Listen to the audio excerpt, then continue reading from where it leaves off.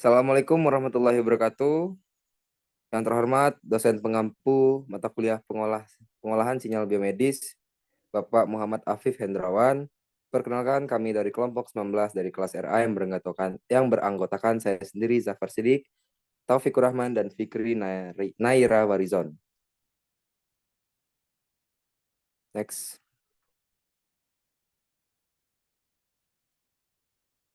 Oke. Yang pertama ada pendahuluan. Selanjutnya latar belakang. Di era di mana ilmu pengetahuan dan teknologi terus berkembang, pemahaman tentang cara kerja otak manusia menjadi fokus penelitian yang mendalam. Salah satu instrumen penting yang telah memainkan peran krusial dalam mengungkap misteri ini adalah EEG. Selanjutnya yang kedua ada rumusan masalah, tiga ada tujuan. Next.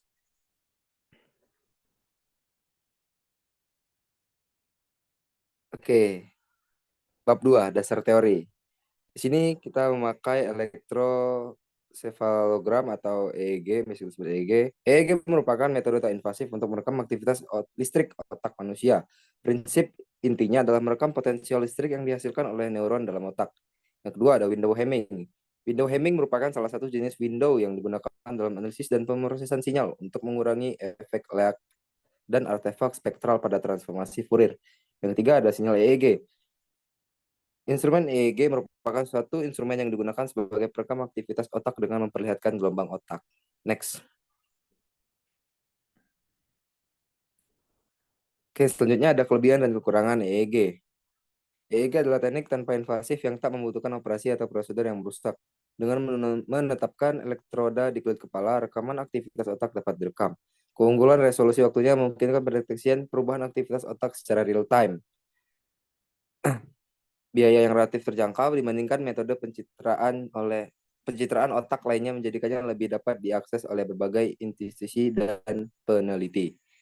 Selanjutnya akan dijelaskan oleh teman saya.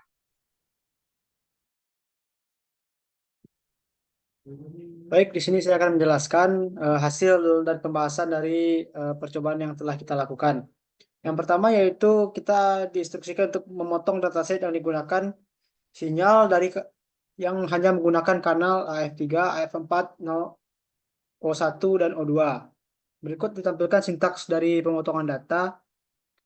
Di sini kita menggunakan fungsi drop calls untuk menghapus kolom-kolom yang tidak digunakan, sehingga kita hanya menggunakan kanal AF3, AF4, O1, dan O2. Berikut adalah dataset hasil pemotongan yang menampilkan 4 kanal hasil pemotongan. Selanjutnya ada analisis, yaitu pada bagian ini dilakukan pemotongan data hasil perekaman dari 14 channel, yaitu F3, FC5, AF3, F7, T7, P7, O1, O2, P8, T8, F8, AF4, FC6, dan F4. Dipotong sehingga hanya menggunakan channel AF3, AF4, O1, dan O2 yang menggunakan perintah inspect data dan drop calls, di mana channel akan dipotong menyisakan channel yang diminta dan membuang volume yang tidak diinginkan.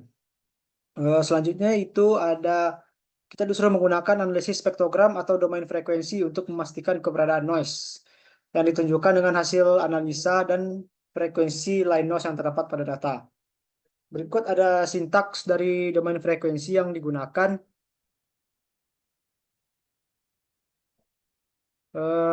Yang menampilkan respon dari hasil domain frekuensi. Selanjutnya menggunakan sintaks spektrogram.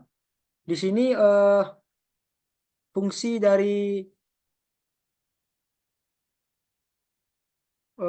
frekuensi spektrum kita ganti dengan sintaks spektrogram, sehingga yang tadinya hanya menampilkan grafik diganti sehingga hasil codingan akan menampilkan hasil spektrogram seperti terlihat pada laporan.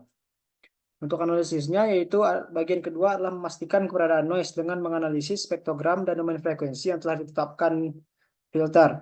Terlihat pada spektrogram penurunan noise namun tidak signifikan dan cenderung tidak terlihat bila tidak diperhatikan secara seksama.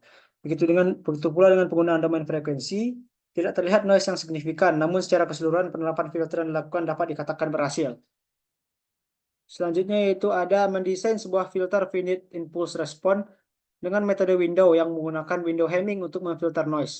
Sebelumnya kita disuruh untuk melakukan perhitungan order, di mana Fs itu sama dengan 256 Hz dengan waktu 120 detik dan frekuensi cut off itu 50/60 Hz.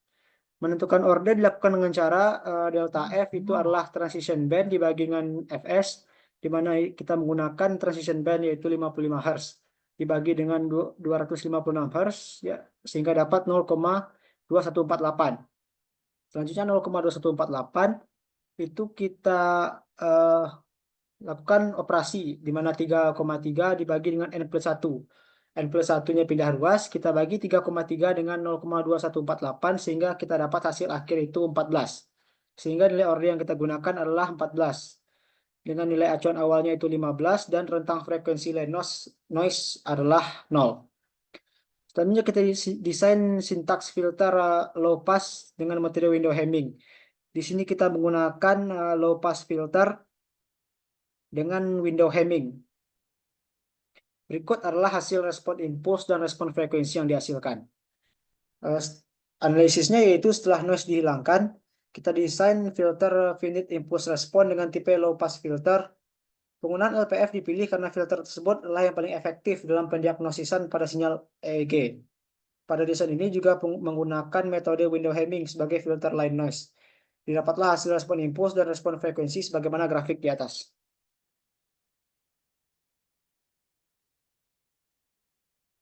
Selanjutnya kita aplikasikan filter yang sudah dibuat pada kanal AF3, AF4, O1, dan O2. Berikut adalah sintaks filter pada kanal AF3, AF4, O1, dan O2. Dan ini adalah hasil aplikasi pada filter kanal AF3, AF4, O1, dan O2. Analisisnya yaitu filter yang telah didesain sebelumnya kemudian diaplikasikan pada data hasil perekaman pada kanal AF3, AF4, O1, dan O2. Kemudian didapatlah grafik 4 buah gelombang. Tidak terlihat adanya noise yang mengganggu pada sinyal tersebut, sehingga penggunaan filter low pass yang dirancang sebelumnya sudah dapat menghilangkan sinyal-sinyal yang berada di bawah sinyal frekuensi cut-off, yang digunakan untuk merapikan bentuk dari sinyal terhadap frekuensi gelombangnya. Untuk selanjutnya akan dijelaskan oleh teman saya. Baik, terima kasih. Untuk selanjutnya ini ada ekstrak gelombang-gelombang otak.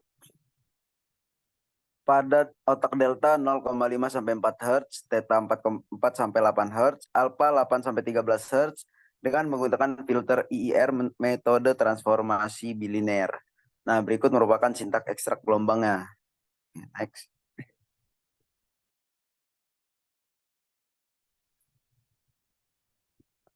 Setelah menggunakan sintak terprogram tadi, kita lalu melakukan hasil running program. Nah, hasilnya dapat dilihat seperti di atas. Lalu selanjutnya kita mensintaks program lagi. Next.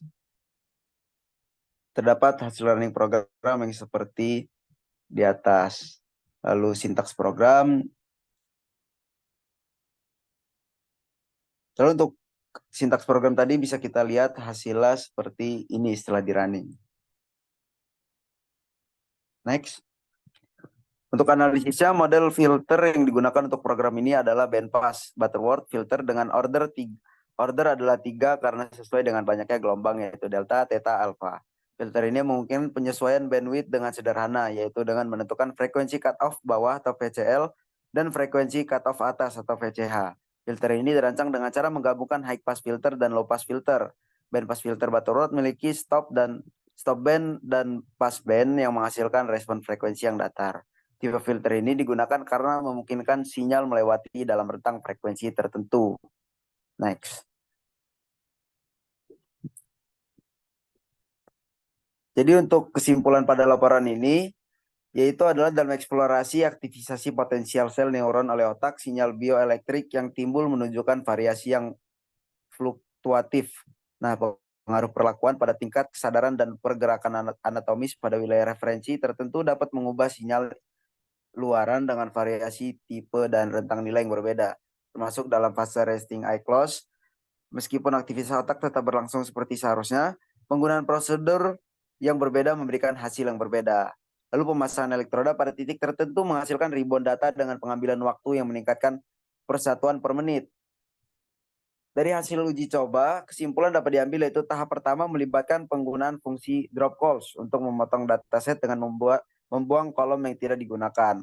Pada langkah kedua, normalisasi dapat dilakukan melalui penguraian tabel dan keberadaan line noise pada sinyal EEG, terutama pada frekuensi 60 Hz. Diatasi dengan mendesain filter FIR, pilihan desain filter low, pass atau LPF efektif dalam melewati sinyal di bawah nilai cutoff. Didukung oleh uji coba dengan window Hamming sebagai filter untuk line noise. Angka ketiga, fokus pada ekstraksi gelombang otak delta, theta, dan alpha dengan menggunakan filter IIR dan fitur Butterworth karena kemudahan dalam mengatur bandwidth filternya. Keseluruhan, pendekatan ini menciptakan proses analisis sinyal EEG yang efisien dan informatif. Meskipun demikian, perlu diingat bahwa aspek human error dan kesalahan pemrograman tetap relevan dalam penilaian validitas data. Baik, saya kembalikan kepada moderator. Terima kasih. Oke, terima kasih. Sekian.